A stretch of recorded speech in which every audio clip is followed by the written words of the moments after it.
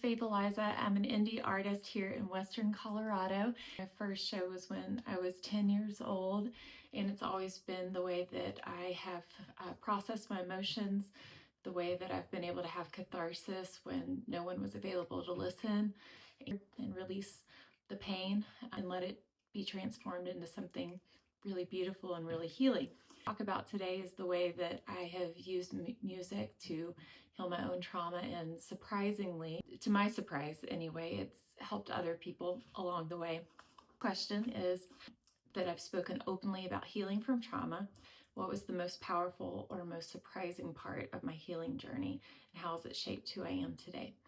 About 3 years ago, when I was still working as a nurse in the ER, I had opened my own business. It's a mental health business. I was getting so busy, a toddler at the time. I also had been getting pretty busy with music. I had rebranded, found a really great producer, honed in on the Faith Eliza sound, and I was getting more radio play and getting busier and really figuring out who I was as an artist. So we made the decision that I had to quit nursing so that I could focus on the babies, the mental health business, and music. My very last shift, there was a gentleman that needed to be transferred to a higher level of care.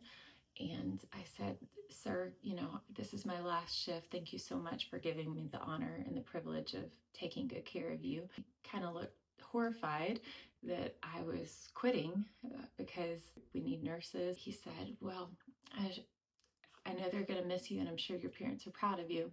And in that moment, kind of everything just hit me that maybe I was being selfish, that I had a skill and a gift, and I had been a nurse for 10 years. And, it's just something easy for me. It's something that I'd done my whole adult life, and I knew how to do it well, and I knew how to save lives. So I really need to rethink all of this. Yeah, it's the socially acceptable what people are proud of me for doing, but it was killing me.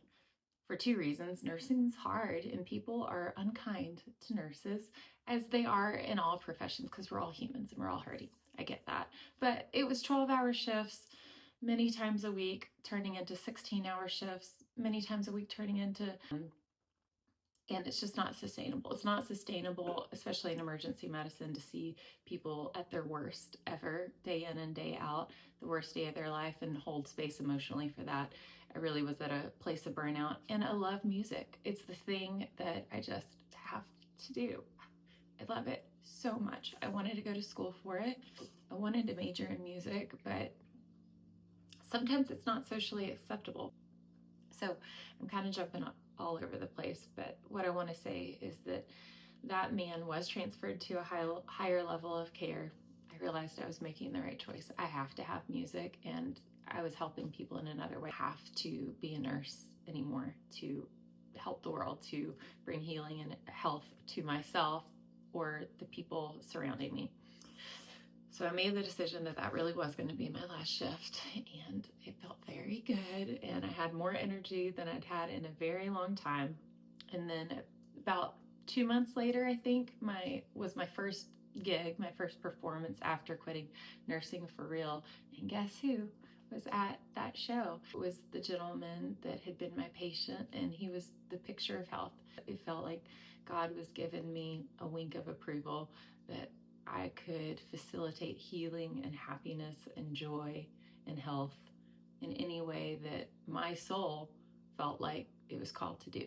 It's really encouraged me along the way a lot of times when I've wanted to give up, because it's hard.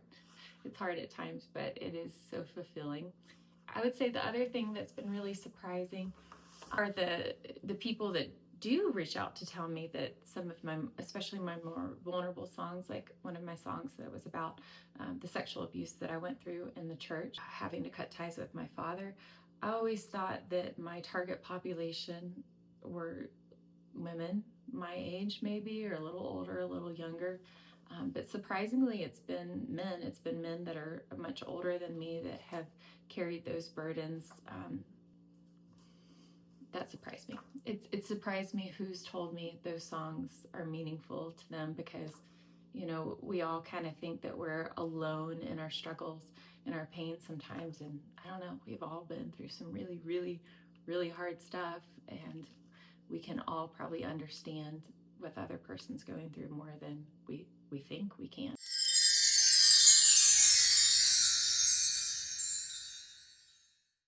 Number two, was there a moment when I realized that creating music wasn't just something I loved, but something that truly saved me? Back when I was 10, and really alone, no siblings, and my mom had just left my father and gotten us out of a really bad situation. One of the only good things I feel like my dad did for me was to buy me a guitar. Music has saved me since I could understand anything about it. Let's see. Number three, my music carries both emotional honesty and stunning musicianship. Oh, thank you. How do you approach turning deeply personal experiences into songs that feel universal to my listeners? Well, the generic songs that are just skin surface deep that people can kind of take however they want, those can be healing. People, hear lyrics and attach meaning to their life in a lot of ways. But whenever I really dig deep and talk about the really specific stuff, like literally say in a song, I don't talk to my father and I don't care how it makes people feel, or specifically talk about some of the sexual abuse or religious abuse, like we're coming out with a new song about both my toxic father and the religious abuse that I was in, called Don't Drink His Kool-Aid. Those are very specific, detailed situations, and it is hard. It's harder for me. It's harder for me to show up and talk about those really specific details. Mostly I'm worried that people are going to think that I'm, just trying to get attention or self-pity, and I'm not. Those things shaped me, and they made me who I am. They made me empathetic. But it's also the things that happened that need to have some light, need light and truth, and need to be expressed.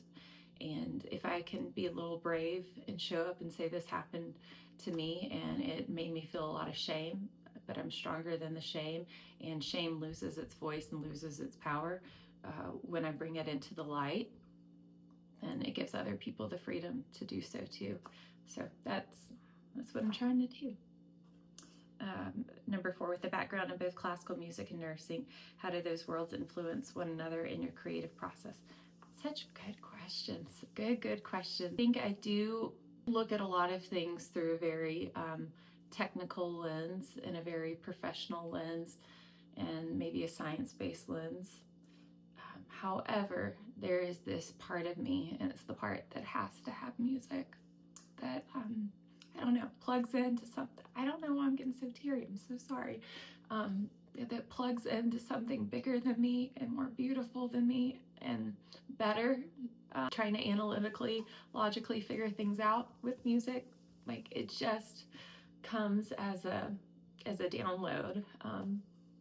Feel it and hear it coming when it's time. When it's time to write a song, it just comes from a different place than the computer, than this computer that I've created for myself in my frontal lobe. There is something higher and better that I have to have that comes.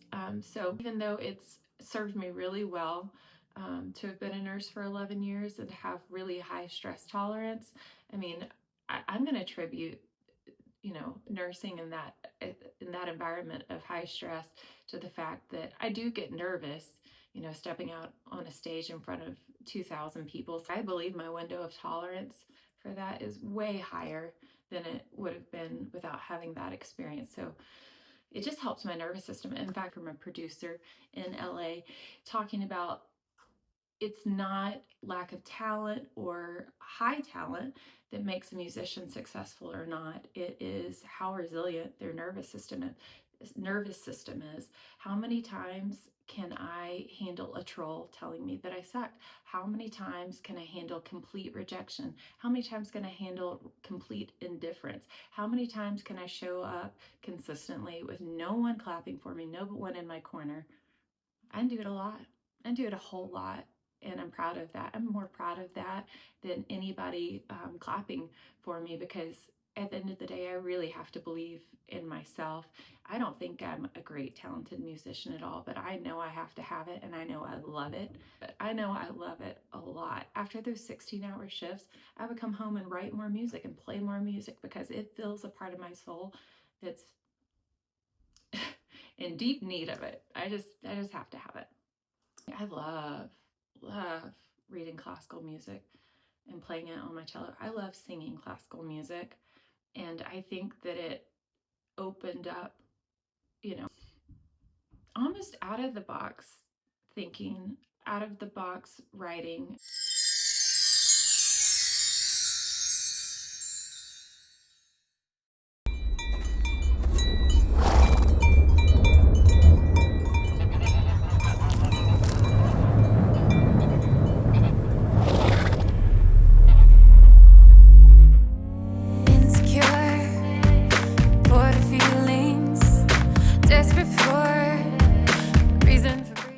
Let's see, nature and landscape seem to be deeply connected to my spirit. How does the natural world inspire my writing, grounding, and sense of peace? I wish I got more nature time. I moved here to beautiful Colorado because I was called to Colorado, and I thought I would be in the mountains all the time, and it's not happening now. It will probably happen in our future. I've gotten some great time in the mountains, beautiful, beautiful places in Colorado, but I do want more and more. Okay. For our searching for goodness moment, what is one recent act of goodness, something I witnessed, received, or offered that reminded me why I do what I do? Try to support my friends as much as I can here. I really just try to be the person for others that I need and I want, because I am a super fan of a lot of people. There are amazingly talented people surrounding me, and I have been deeply, deeply touched by some of the shows that I've gone to. People have said some powerful, powerful things with their music, and I feel it's freaking healing. And I'm glad that I'm going. I'm glad that I'm a part of it, of the machine, of all of it, of watching all these beautiful people be vulnerable in front of an audience and tell their stories too, because it's healing me and saving me too, and it inspires me to show up more brave and bigger and more myself and more authentic every single time. I guess kind of the full circle story is going back to talking about how I wanted to major in music and I got scared. I called my dad when I visited this music school in Tennessee back when I was 17 and said, I really want to major in music. And he said, you don't want to play music in those demon-filled bars. And I could have risen above it because it's not like he was paying for $1 of my college anyway. But it scared me, and I had a lot of friends going to nursing school, and I went into nursing believing that it would be safe, and it was. Sometimes I say it's the only good decision that I made as an 18-year-old, but my 17-year-old heart really wanted to major in music and wanted that to be my path. Cool full circle stories.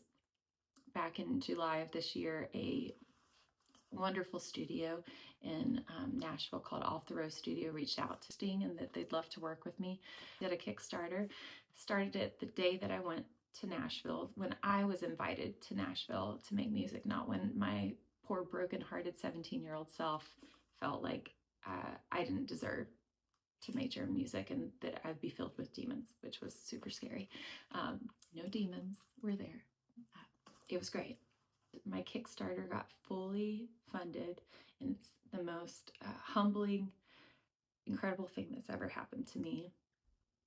I didn't know anybody really, really believed in me until that happened, until there was objective evidence to the contrary. Critic, despite people showing up to shows and being kind to me, I didn't legit get it, that I was loved and supported until that happened.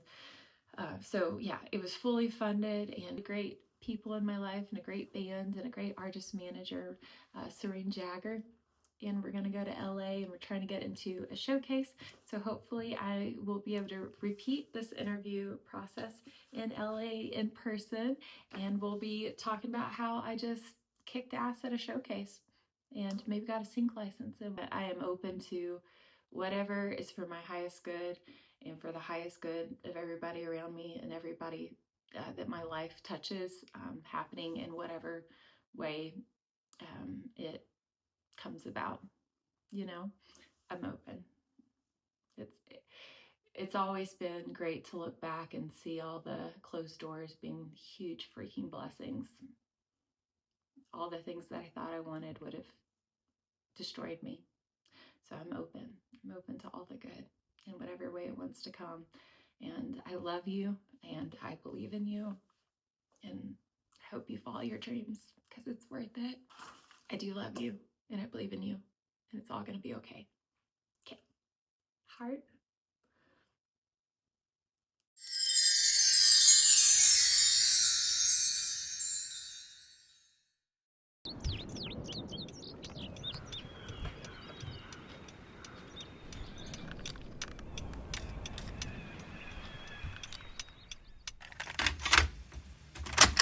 Sometimes it seems like the whole world hates me. It's like a circus when all the lines break.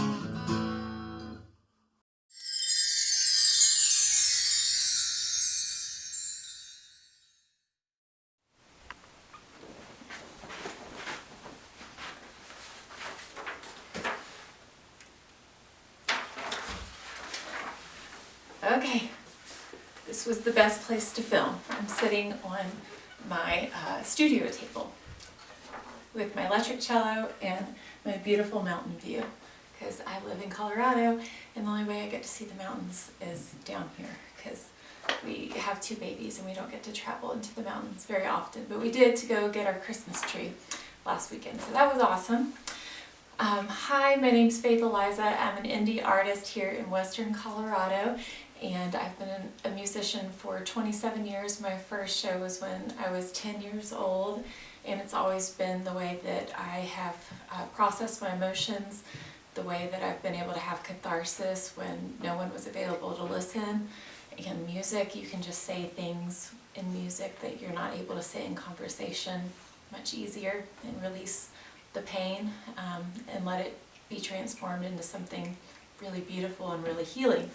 So that's what I'm going to talk about today, is the way that I have used music to heal my own trauma, and surprisingly, to my surprise anyway, it's helped other people along the way.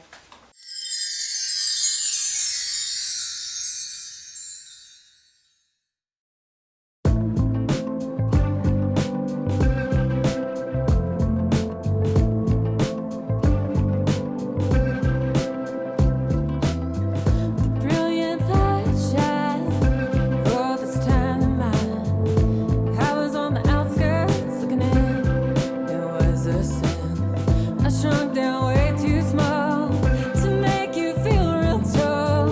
I did it time and time again. Oh, what a silly state I was in. Your brilliant lights, they shine, bringing home to this heart of mine. Spins me round, I'm dizzy but I'm found. Can you extricate me from the shitty hole I've made? Taken down so deep, found the sacred keys. Creator still breathes through me. Million voices rage, defending foolish ways. The first kite's still running deep. I'm sleeping through rough seas. I pray my soul to keep. I keep singing through clenched teeth. Oh, what a silly state I was in.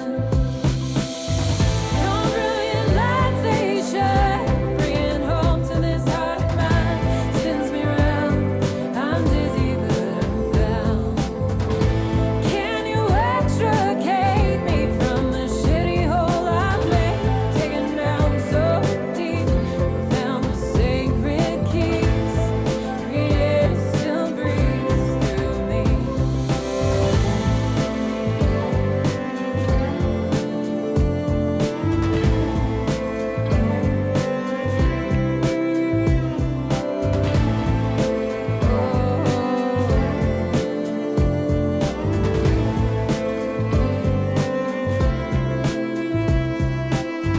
Oh, what a silly state. Your brilliant lights, they shine, bringing home to this heart of mine. Spins me round, I'm dizzy but I'm found. Can you extricate me from the shitty hole I've made? Taken down so deep, found the sacred keys. Creator still breathes through me. Creator still breathes through me.